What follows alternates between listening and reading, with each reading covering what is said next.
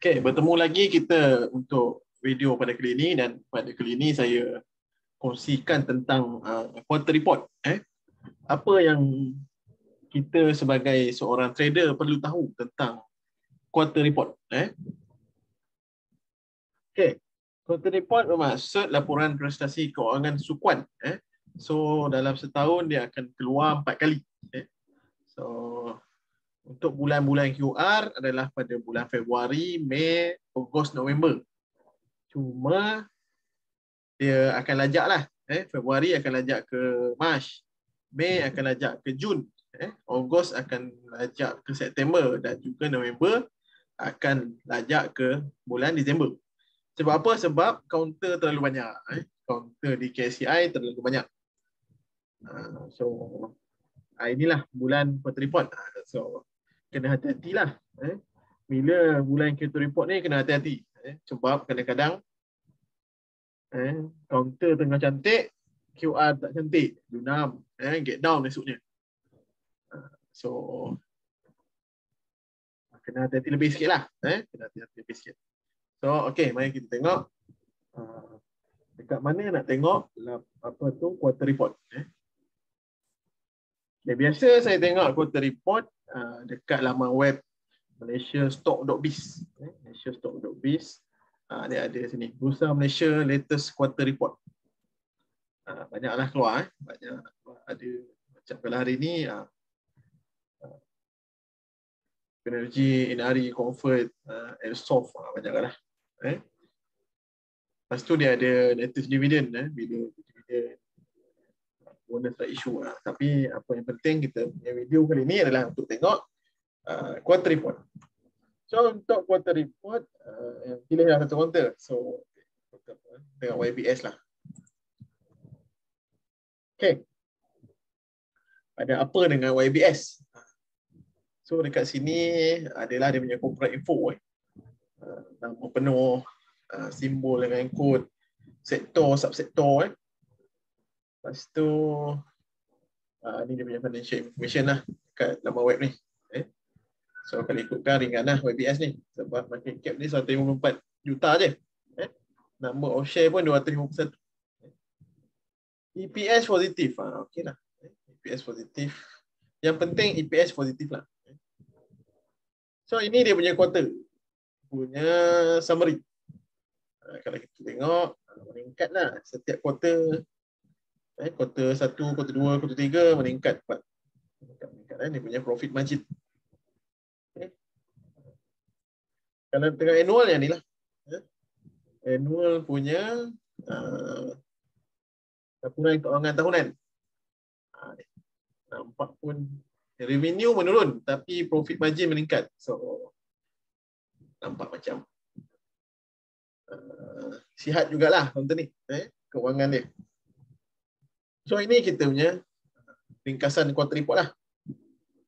Okay, tarikh adalah tarikh yang quarter report dikeluarkan. Kalau nak tahu, nampak macam ni kan. Februari. So Februari adalah quarter 3. So tahun lepas Februari juga, 25 Februari untuk quarter 3. Setahun yang sebelum ni pun Februari, 20 Februari. So kita dah boleh agak lah bila dijangka QR akan keluar. So dia akan miss selalunya seminggu 2 atau sehari 2 lah daripada tarikh yang tahun sebelum ni. Macam QR 2, quarter 2 bulan November. So tahun lepas quarter 2 bulan November juga. Cuma ni 18 November, selang sehari. Tahun lepas 19 November. So at least sebelum beli apa-apa counter boleh check lah bila QR nak keluar dekat bahagian date. Search dia counter. Kalau kita tengah pegang apa-apa counter, search ni nanti keluar benda yang sama. So financial year adalah tahun keuangan lah. So kalau ini tahun keuangan tahun 2022. So dia dah keluar quarter 1, quarter 2, quarter 3. Tinggal lagi satu quarter, iaitu quarter 4. Bila quarter 4? So bulan Mei lah. Tahun lepas 27 Mei. Tahun sebelum tu 25 Jun. Oh, ni beza 1 bulan. So, dia ada delay lah situ. Okay, revenue apa? Revenue adalah jumlah pendapatan dalam juta. Ini bukan 21,000 Ini adalah 21 juta. Sebab ada 03 belakang. Tambah belakang. So ini 21 juta. So dia punya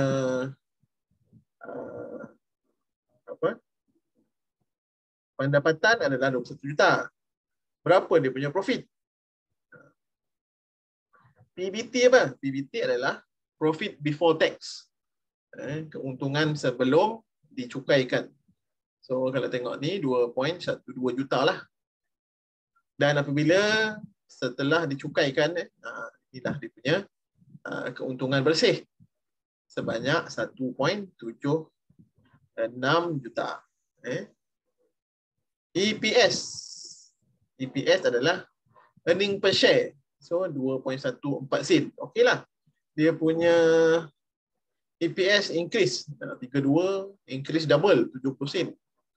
Lepas tu increase 30%.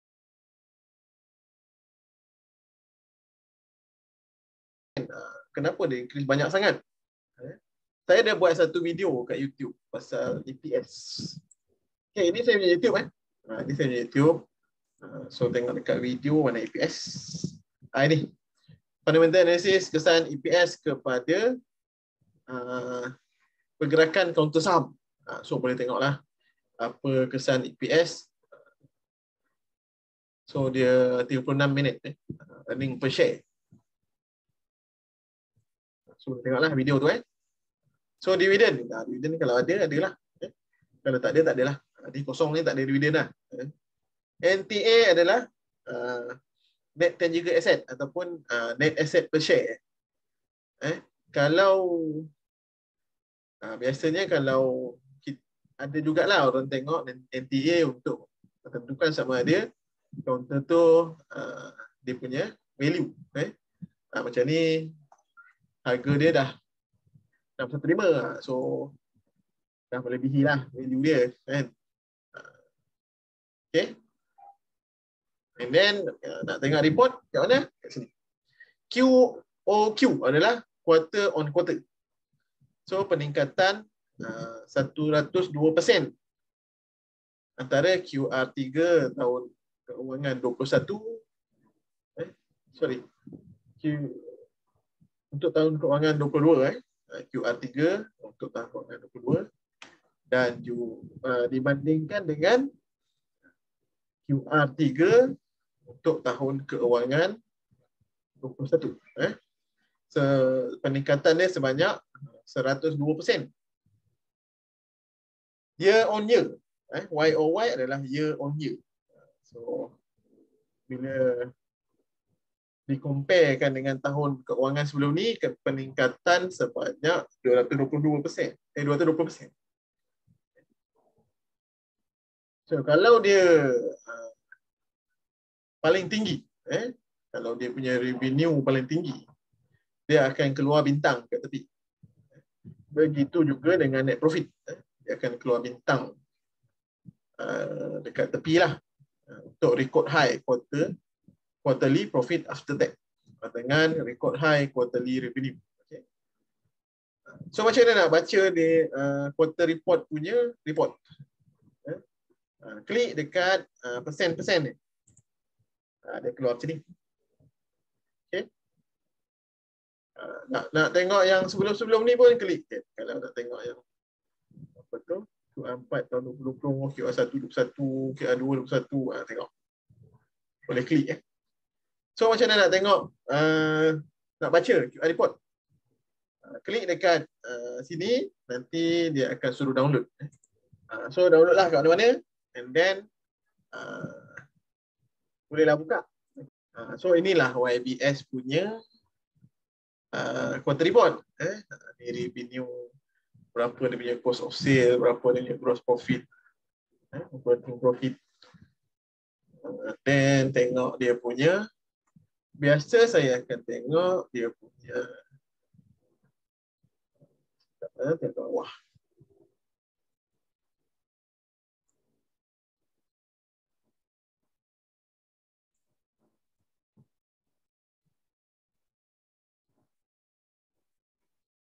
Satu tengok dia punya performance review lah. Situ boleh baca. Dia punya apa dia punya performance review lah. Macam mana dia boleh dapat value-value tadi tu. EPS yang tinggi tu. Boleh baca kat sini. And then dia punya apa? Segmen-segmen dia, gross profit. Tengok future prospect. So remain volatile and challenging. Sebab apa? Sebab highly uncertain due to COVID-19 pandemic. And then ada apa? Foreign exchange. So dia punya ayat dia, group remain cautious on the overall outlook and expect to remain profitable for financial year ending 22. So dia jangka dia akan mengekalkan dia punya keuntungan lah. Walaupun dia ada keraguan sikit di situ. Okay. So mana dia punya EPS. Tengok EPS. Ni earning per share. Earning per share macam mana dia kira dapat tadi apa 2.14. Ni lah profit bahagi dengan number of share, dapatlah 2.14. So okey lah. Tak ada apa-apa yang mempengaruhi dia punya EPS lah. Earning per share boleh tengok saya punya video yang earning per share tu lah. The group record revenue 21.066 juta berbanding dengan yang sebelum ni kerana higher demand produk. So genuine lah dia punya tu dia apa pendapatan. Sebab kadang-kadang ada kaunter nampak macam strong, nampak macam dia punya QR cantik, tapi sebab dia jual aset, so EPS dia naik melampau kan. Revenue dia pun meningkat 100%, 1000%, tapi bukan daripada revenue dia punya production, tapi daripada revenue penjualan aset, penjualan tanah. Itu sekali je pendapatan tu. So sebab tu bila QR nampak macam cun-mencun tapi kaunter tak gerak, ataupun nampak cun-mencun kaunter junam. Macam saya pernah share sebelum ni MSM. Okay. Contoh tengok. Okay. So YBS chart dia okey tidak? QR dia dah nampak okey kan? So kita tengok YBS. International. Counter jatuh.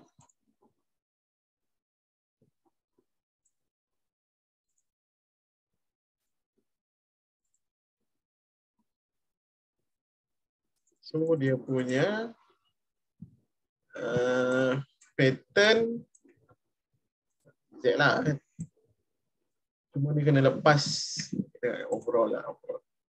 Overall counter ni uptrend.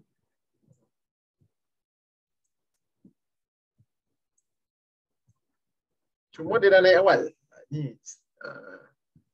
buy on rumors. Buy on rumors bila keluar QR dia jatuh. Bila keluar QR dia dah reject. Sebab dia dah start naik daripada 28 Januari. QR keluar 17 Februari. 2 minggu sebelum QR keluar, harga dah naik. Daripada 52 naik ke 66. 14 sen. Betul lah. Dah naik 14 sen. So bila QR dia keluar, ni 18 sen. QR keluar 17. Petang 17. So dia 18 lah dia open. 18 hari bulan dia open, reject. Sebab apa? Sell on news. Cuma kalau based on chart, Dia buat apa? Z lah, apa? High high, high low. So kalau dia dapat pecah 66 ni, ada harapan dia naik atas kan. Ataupun dia dapat pecah 702 ni, keluar dia punya triangle ni, barulah ada something lah. Kalau tidak dia akan ditong dalam ni lah. So ini YBS lah. Contoh sekadar contoh. Yang tadi saya cakap MSM. MSM. Search di MSM.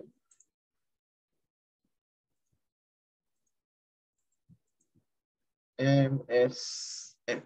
MSM.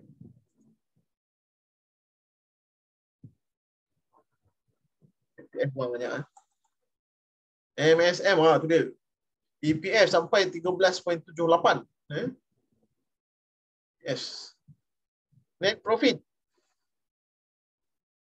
96 juta. Nampak tak dia punya profit before tax 22 juta. Sekali lepas tax jadi 96 juta. Ini sebab dia jual aset. Dia jual aset. So melampau dia lompat EPS dia sampai 13.78. So ni NTA dia 2.6. Under value lah counter MSM ni. Kalau based on net terjaga aset ataupun net asset per share. So value untuk MSM secara teorinya kalau based on NTA ni 2.46 lah. So tengok sebenarnya MSM pun saya ada share dekat dalam video EPS tu. Tapi tak apalah, tengok kat sini. Ni kuarter 13.78 sebatang dia buang. Nampak lawa. Sebab tu nampak strong, tak semestinya harga melompat. Sebab kena tengok dia punya quarter report. Kena tengok dia punya report juga. Dia report. Okay, next kita tengok counter apa?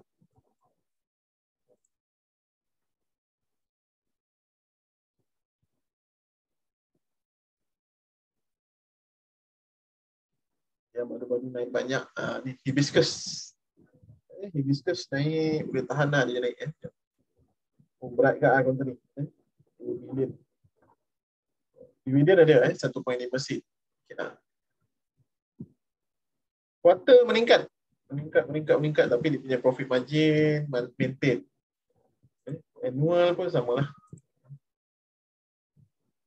Cuma baru-baru ni quarter report dia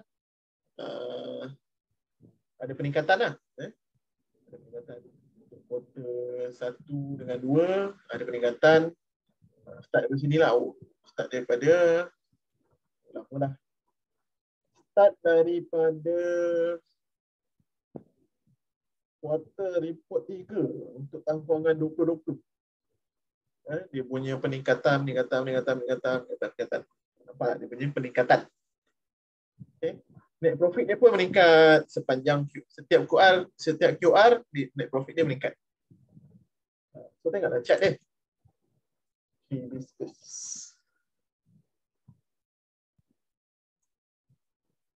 Cuma hibiscus ni dia konten minyak kan. Kita tengok kalau harga minyak agak lah. Cuma kalau based on chart, dia baru break trend line lah. Kalau kita tarik yang sini, dia dah tukar trend. Dan dia tengah menaik. So QR dia start lawa tahun 2020. QR dia start menaik pada tahun 2020 Paris ni. So dia punya kenaikan samalah dengan dia punya peningkatan dia punya ni. Net profit revenue setiap QR daripada tahun 2020 tu. So dia naik daripada harga 25 sen sekarang dah RM1.18.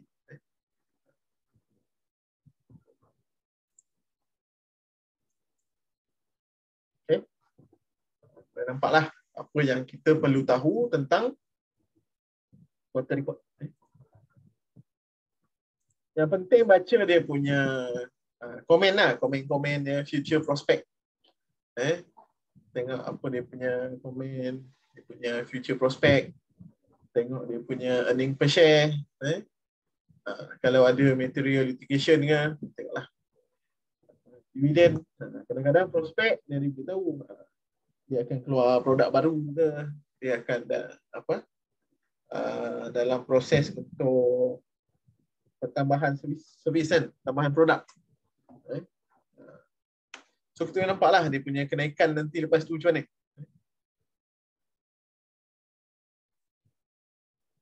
So okay, serba sedikitlah apa yang kita perlu tahu tentang quarter report. Yang penting kena baca lah dia punya ni sikit-sikit kan. Kena baca dia punya report sikit.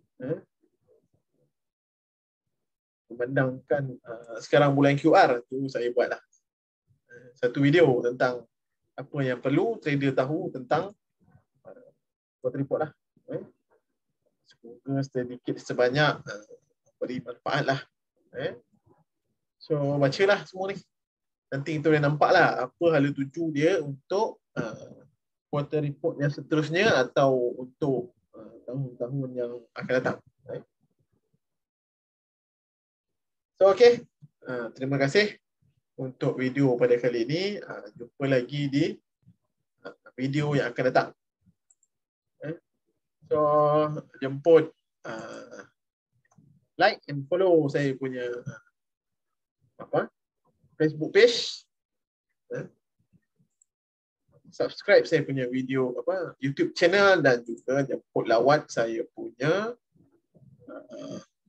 blog www.faizulmsta.com. Ada banyak jugalah ponsian-ponsian saham dalam ni. Dan juga kalau nak buka akaun CDS boleh klik yang ni lah. Akaun CDS UOB boleh buka kat saya juga. Jemput follow kat lah. Okay. So terima kasih banyak-banyak. Jumpa lagi di video yang akan datang.